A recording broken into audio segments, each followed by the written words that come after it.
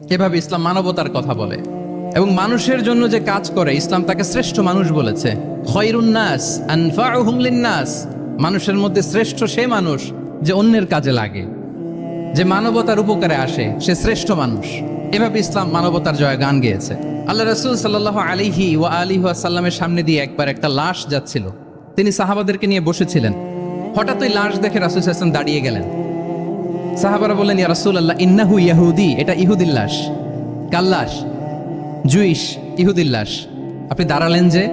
রাসূল সাল্লাল্লাহু আলাইহি ওয়াসাল্লাম বললেন, আওয়ালাইসাত নাফসান, সে হোক ইহুদি, সে কি মানুষ নয়? এটা কি একটা প্রাণ নয়? এটা কি একটা আত্মা নয়? আমি তো ইহুদি, খ্রিস্টান, আস্তিক, নাস্তিক সেটা দেখিনি, আমি মানুষ, এ কারণে সম্মান দিয়ে দাঁড়িয়ে গিয়েছি। আল্লাহু আকবার। তাহলে ইসলাম হচ্ছে দ্য রিলিজিয়ন অফ হিউম্যানিটি, মানবতার ধর্ম।